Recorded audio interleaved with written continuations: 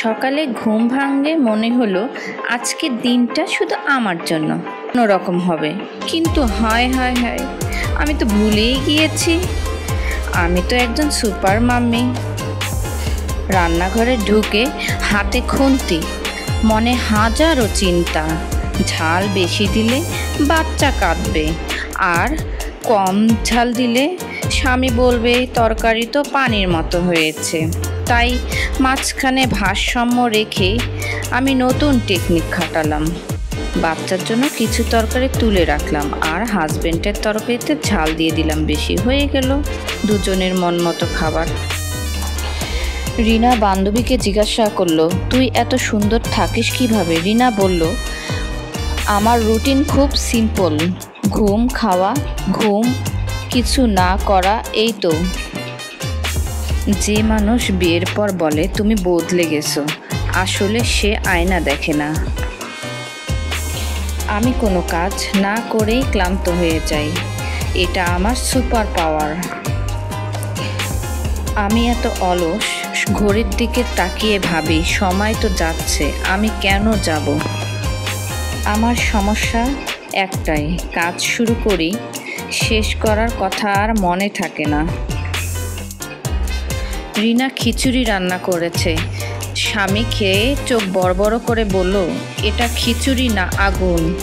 রিনা হেসে বলল, এটা আমার ভালোবাসা দিয়ে বানানো। স্বামী বলল, তোমার ভালোবাসা আমার পেট পুড়ে গিয়েছে। রিনা চা বানিয়ে রেখে গেল, ফিরে এসে দেখে পিঁপড়ার লাইন।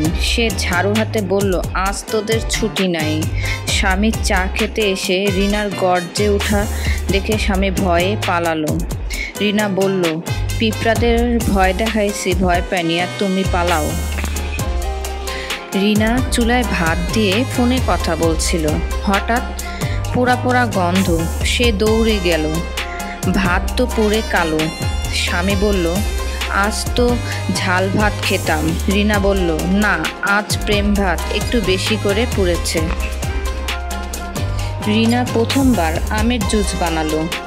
স্বামী খেয়ে বলল, এটা আমের জুস নাকি লেবুর শোক? রিনা বলল, তুমি ভালোবাসা বোঝো না, শুধু স্বাদ খোঁজো। স্বামী বলল, ভালোবাসা একটু কম দাও, গলা জ্বলছে। রিনা নাটক দেখতে বসেছে। স্বামী বলল, আজ একটু খবর দেখি। রিনা হাতে রিমোট নিয়ে বলল, খবর তো সারাদিন দেই, এখন আমার নাটক টাইম। স্বামী চুপচাপ বসে নাটক দেখতে থাকলো। রিনা সকাল 7টা বেজে উঠে ঘুম থেকে। বাচ্চার স্কুল, স্বামীর নাস্তা, থালা বাসন পরিষ্কার, রান্না বান্না। দুপুরে একটুখানি চোখ বন্ধ করতে না করতে স্বামীর ডেকে জেগে তুলল। স্বামী বলল, তুমি সারাদিন তো ঘরে থাকো, এত ক্লান্ত কেন? রিনা ঘুম ঘুম চোখে বলল, তুমি একদিন আমার মতো সারাদিনটা কাটাও, তাহলে বুঝবা এই ঘরে আসলেই যুদ্ধক্ষেত্র। স্বামী, আচ্ছা, তুমি আমাকে একদিনের জন্য কাজ দাও। রিনা সব কাজের লিস্ট দিল, বাচ্চাকে খাওয়ানো, থালা বাসন মাজানো এবং সব কিছু দেখাশোনা করার জন্য। দুপুরবেলা স্বামী বলল, আমার তো কোমরে ব্যথা করছে। রিনা হেসে বলল, সাব্বাস, এখন তো বুঝলা সংসার মানে বিশ্রাম না, রীতিমতো জিম।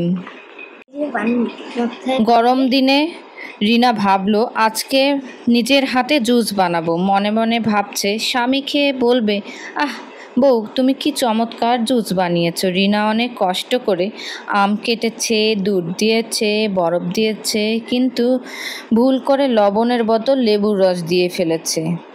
স্বামী এক চুমুক দিয়ে বলল, এটা জুস না, মুখ ধোয়া পানি। রিনা লজ্জা পেয়ে বলল, ভালোবাসার সঙ্গে যদি একটু টক না থাকে তাহলে কি প্রেম? স্বামী বলল, তোমার এই প্রেম আমার দাঁত কাঁপাচ্ছে। রিনা সকালবেলা ঠিক করলো নিজ হাতে মুরগি কেটে রান্না করবে। বাজার থেকে জীবন্ত মুরগি এনেছে। বোনকে বলছে, আমি ধরবো, আমি ভয় পাই না। মুরগি হাতে নিয়ে গিয়েই ছুটে গেল। রিনা ঘরের এক মাথা থেকে আর এক মাথা ছুটে বেরালো আর হাঁপাচ্ছিল। মুরগি খাটের নিচে যেয়ে লুকিয়ে পড়ল। রিনা বলল, এতটুকু জীব আমার ঘর পরিষ্কার করিয়ে ছাড়লো। স্বামী এসে বলল, তুমি বললা তুমি অনেক সাহসী। রিনা রেগে বলল, আমি সাহসী, কিন্তু মুরগি বেয়াদব। দিন যায় রাত আসে, কিন্তু কাজের শেষ হয় না, এটাই নিয়ম। হে গাইস, আমার এই গল্পগুলো যদি আপনাদের কাছে একটু ভালো লাগে তাহলে আপনারা কমেন্ট করে আমাকে জানাবেন এবং আমার চ্যানেলটিকে সাবস্ক্রাইব করবেন, লাইক দেবেন এবং আমাদের জন্য দোয়া করতে ভুলবেন না। সঙ্গে থাকার জন্য আপনাদের সবাইকে ধন্যবাদ।